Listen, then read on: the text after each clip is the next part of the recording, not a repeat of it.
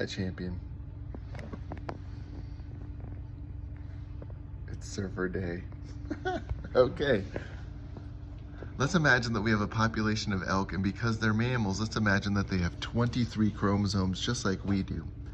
Now, you're gonna kill your test today. You realize this. In every one of their cells, let's imagine, these are just random numbers, of course. Chromosome pair number 4, 6, and 11 we see here. And these are chromosomes from their parents. They got one from mom, one from dad, but we can take a cell from each of those 100 elk, no problem.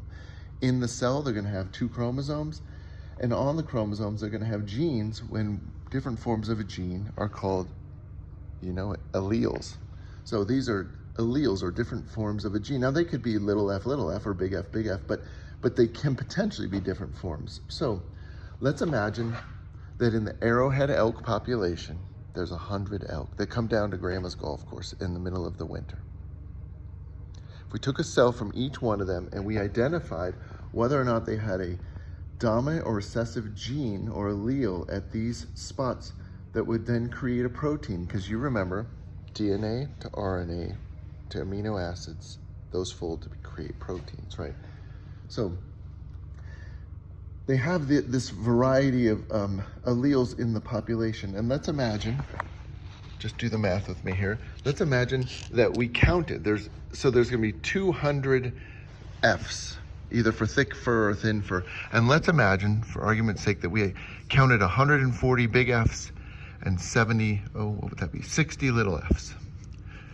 So the question is, what is the allele frequency in this population for Fs?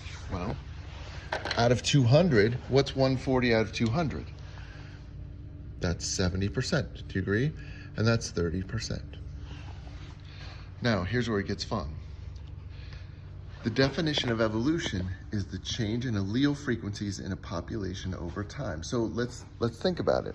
Let's imagine that there was a super cold night in January, and all of a sudden, we walk out to the golf course and there is a dead elk out there. And we look, and the little elk had short fur. Now, we can imagine that she had a little f, right? That would create only the proteins that would create short fur. So here's my question. Do you think that this gene frequency or allele frequency would have changed in that situation? Now, let's say that she had little f, so now all of a sudden, instead of 60, we have 58 here. And then that would change this to 29, and that would change this to 71. So here's my question. Did the allele frequencies change in that population? And the answer is yes. So by definition, that population evolved. That's it, there's nothing else. Now, here's what you like, and here's what you know. There are things called like Hardy-Weinberg principles, which you probably are dealing with. And this is like a fictitious example where, created by these 2 professors about populations that don't evolve, meaning populations where these frequencies never change. Now, that never occurs in nature because so much goes down, and you know this. There's no way that there can be no mutations over time because DNA is always mutating. There's no way that you can have just purely random mating because that's why there's this ornate things like big horns or colors or whatever that males have in nature so that it's not random mating, so that females go after the best. Obviously, something like cold is going to be natural selection, where it's going to select for certain alleles that cause certain fur thickness.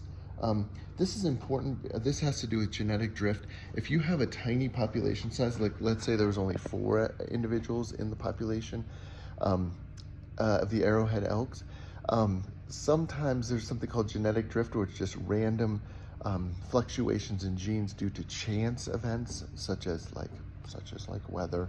I don't want to go down that rabbit hole, or something like a volcano. I'm not really good with genetic drift, so look it up. And then finally, gene flow. This is all about individuals from other populations coming in, like same species, like the single tree elk population. What if the males wanted to go mix it up with the females of the arrowhead population? All right, I'm getting on to 5 minutes. I love you. You got this. Bye, champ.